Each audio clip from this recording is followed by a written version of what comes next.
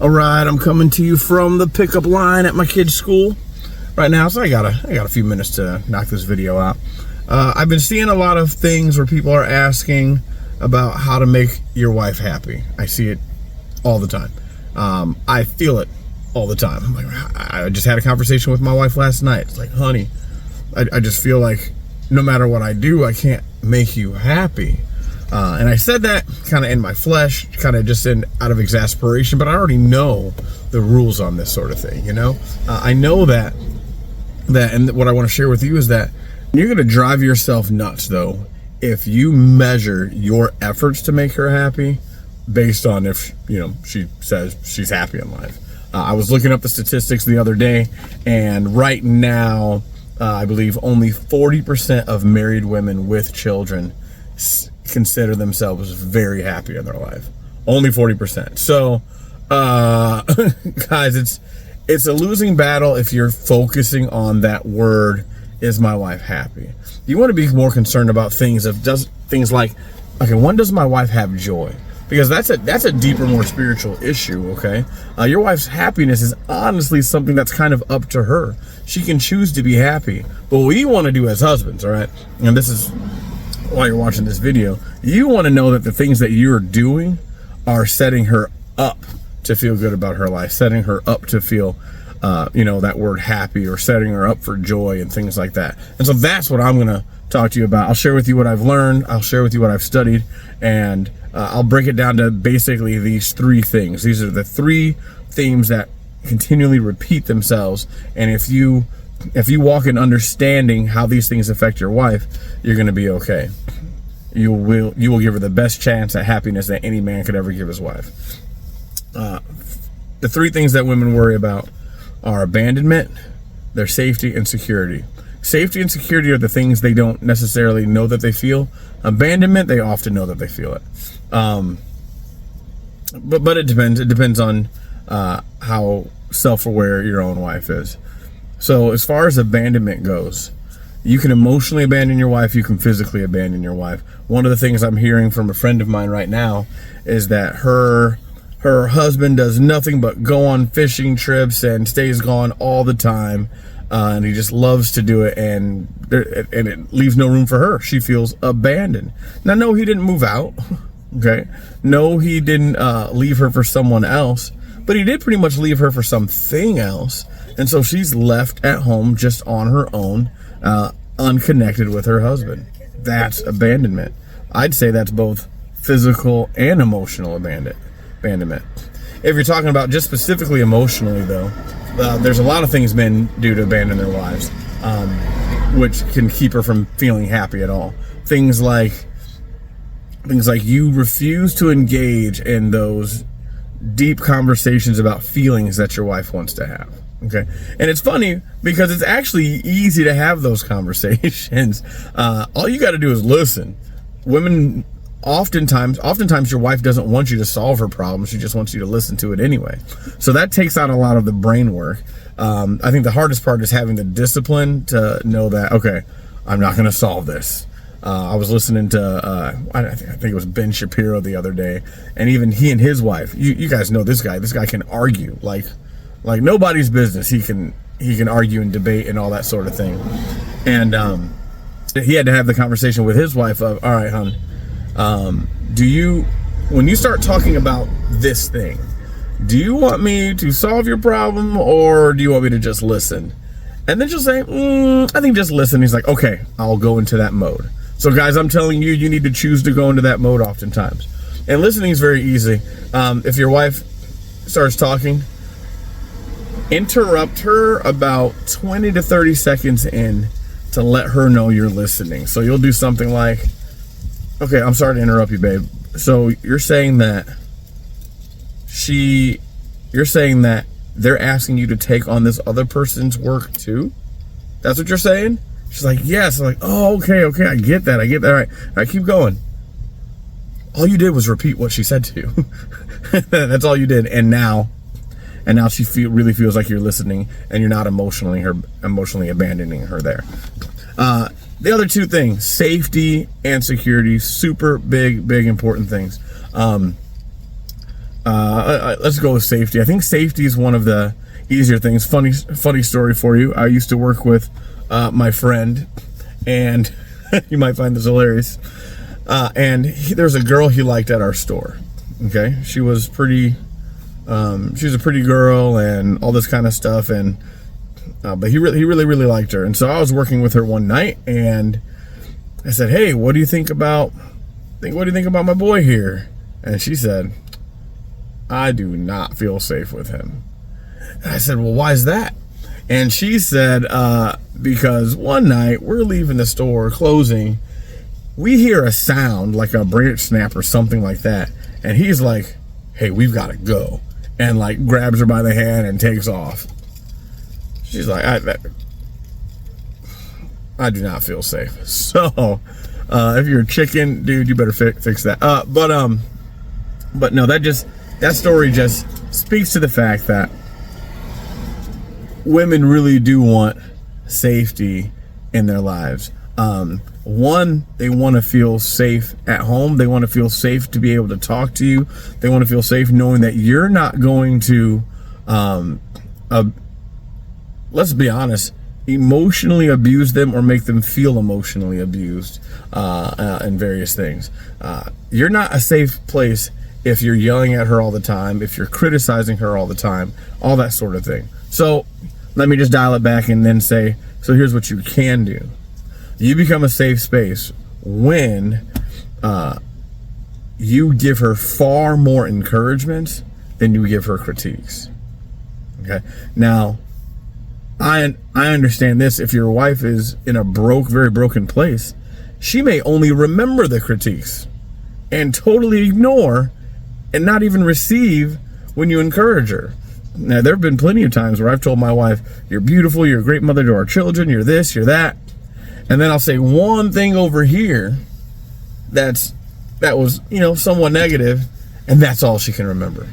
So the whole sandwiching something in between two compliments, it doesn't really work on her like that. So what I'm moving to now is I want to make it very, very aware for her. I put on the calendar, this is going to sound nuts, and we'll see how this works, but I put on the calendar something I noticed great about her. I put it on our calendar that's on our refrigerator. I wrote it down. It was blah this, okay? Or my wife is this. I put that on there. And I'm going to do it again today, and again the next day, and again the next day. But every time I do that is also my reminder to myself that I have not criticized her at all. I have not said anything that she's not doing well.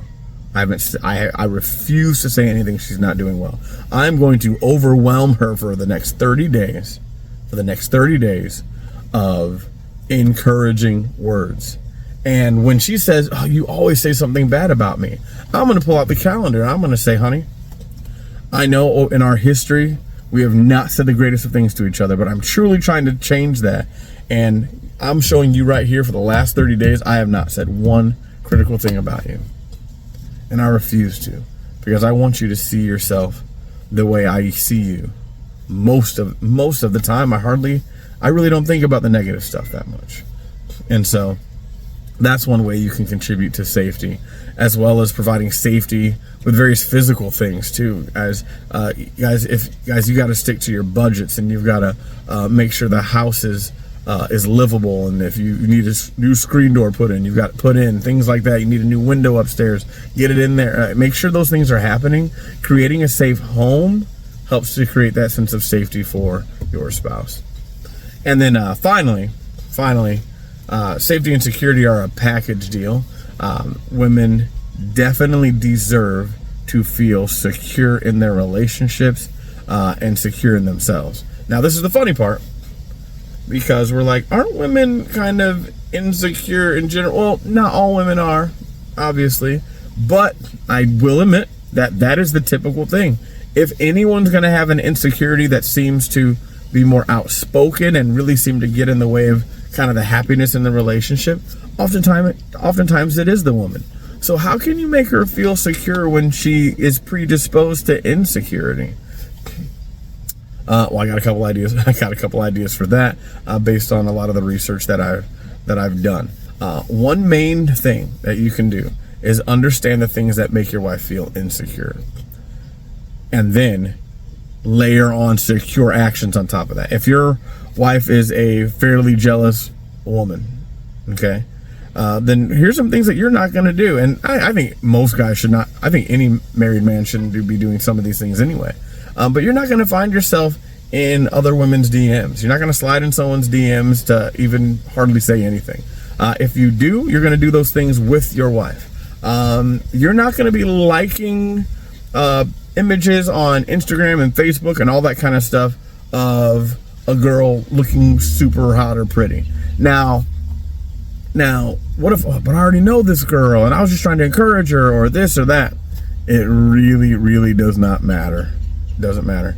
Encourage her when she's dressed up more appropriately and it's more like a family function or something like that. If she's taking that picture because she feels beautiful and she feels pretty, it's great that she does. You don't comment on that.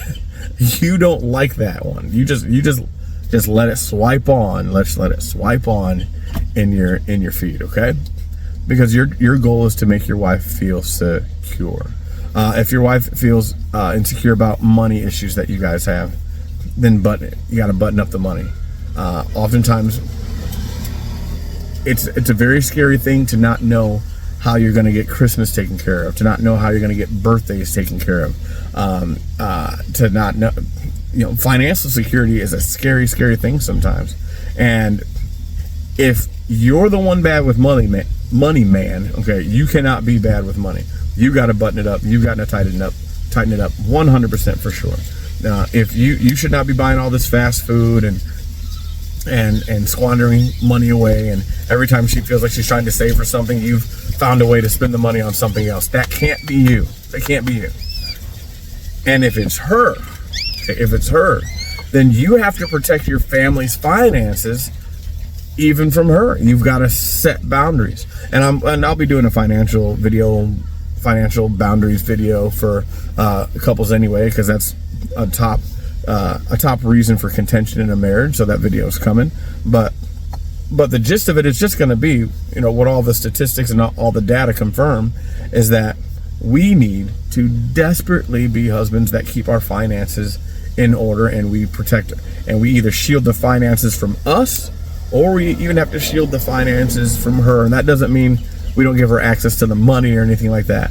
It just means we budget it and tell every dollar where it's going, and we start to make some secure decisions for our family's future. All right.